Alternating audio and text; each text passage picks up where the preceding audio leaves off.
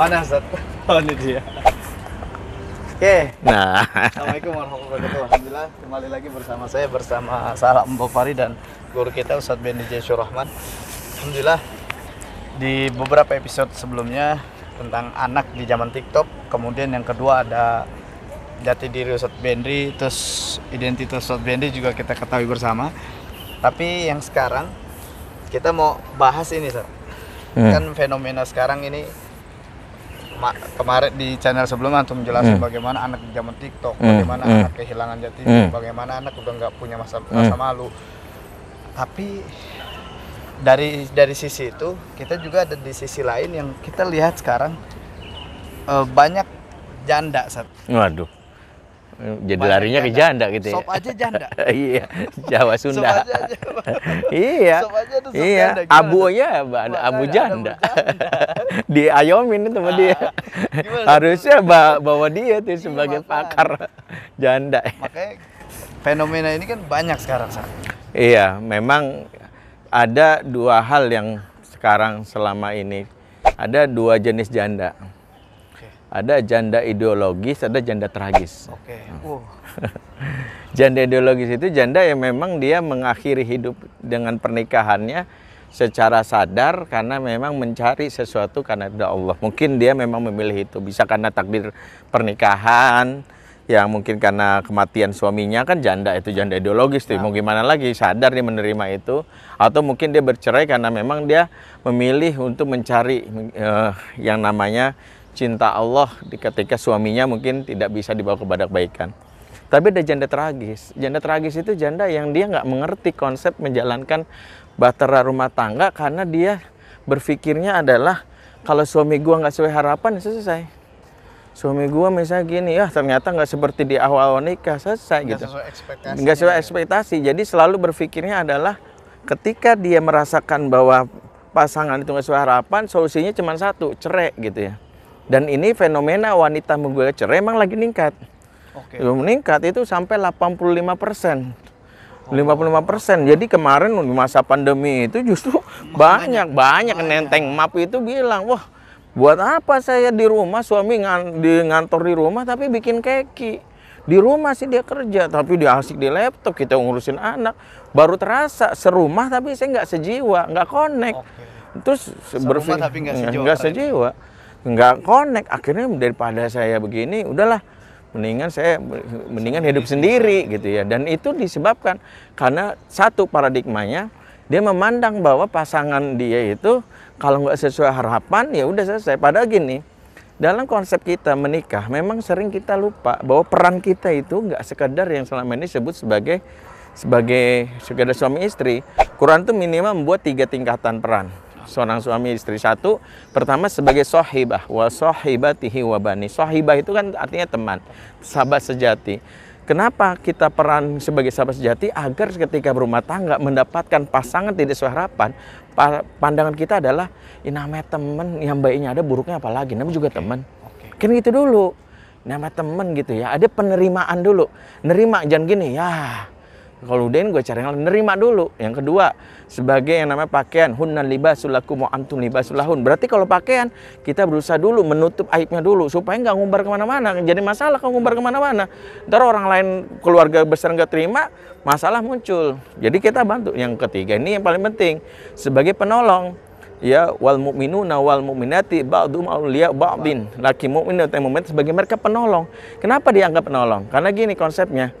Setiap pasangan yang tidak sesuai harapan, pahaminya gini dulu. Oh, saya ini korban, Ustaz. Korban dari suami yang egois, suami yang kasar. Kalau posisi kita korban terus-terusan, nggak akan pernah berubah, maaf. Korban tuh selalu pasif.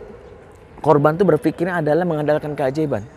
Semoga suami saya berubah setelah diruqyah mustasahal. Gitu, korban keajaiban gitu. Korban tuh tiba-tiba suami saya tiba-tiba pas nonton sinetron azab di TV langsung berubah. Dia tuh nggak berpikir bahwa bisa jadi peran dia itu kalau korban itu akhirnya memang menyakitkan diri. Yang benar itu jadilah penolong. Masih penolong apa? Pasangan sesuai harapan. Bisa jadi doa yang benar itu waktu awal kita berumah tangga, bisa jadi sebenarnya Allah menghadirkan kita kepada pasangan yang gak sesuai harapan oleh suami kayak gini sebagai penolongnya, sebagai malaikat untuk dia, yang bisa jadi suami bilang gini, ya Allah, aku orangnya begini, aku orangnya begini, carikanlah bidadari yang menolongku keluar dari kegelapan hidup yang seperti ini. Hadirlah kita selama ini memposisikan diri sebagai objek yang gitu, ayo dong layani gua. Bisa jadi kita jadi subjek, kita nggak lupa peran itu dalam rumah tangga. Kita sedang diberikan sebuah pintu surga yang sederhana, tapi pahalanya besar luar biasa. Nah, para istri-istri nggak siap menangani itu. Ujung-ujungnya apa? Ya udah, karena kalau kita sabar jadi penolong, hadisnya kan jelas, unsur akhoka zolimun aw mazlum. Tolonglah saudaramu yang berbuat zolim dan dizolimi. Yang berbuat zolim itu, kalau yang dizolimi kita tahu, kata para sahabat. Yang berbuat zolim itu gimana caranya? Kata Rasulullah, hentikan kezolimannya dengan cara menolongnya. Jadi kalau pasangan kita yang mungkin di episode sebelumnya kita bilang, kenapa sih dia kasar?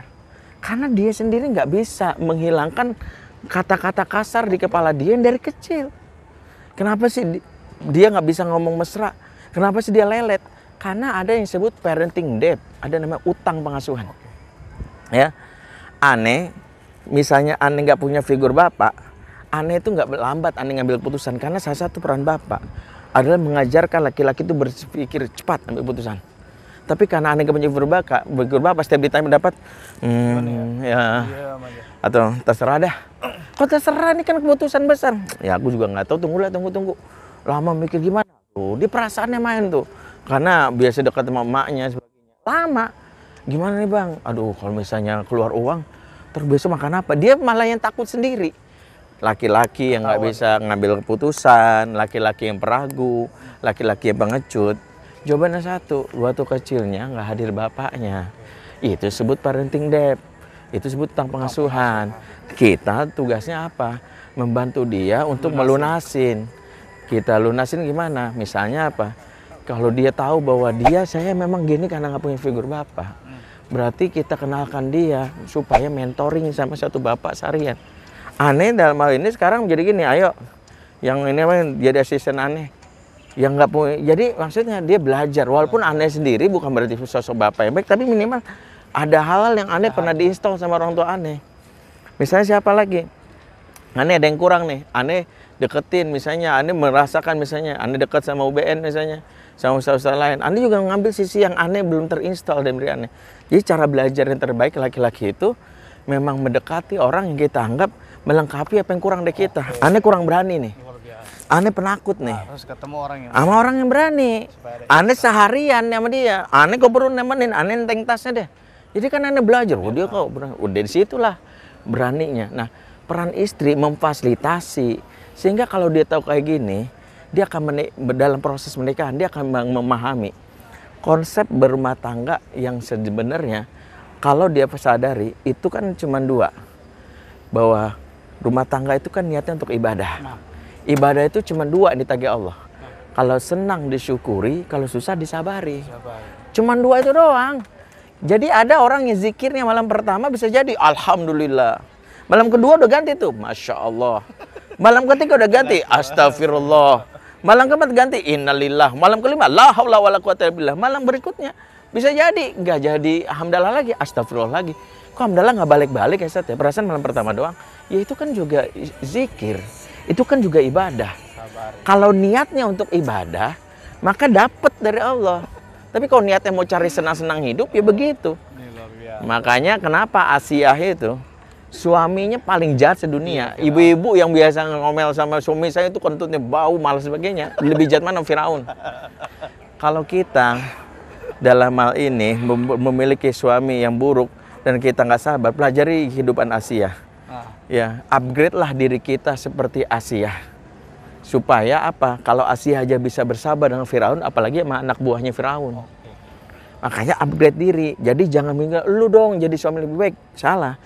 Upgrade diri kita para ibu-ibu nih jadi lebih baik sehingga bisa mencikapi pasangan. Salah satu yang membuat Asia itu kuat luar biasa karena Asia sudah selesai mengharapkan balasan dunia.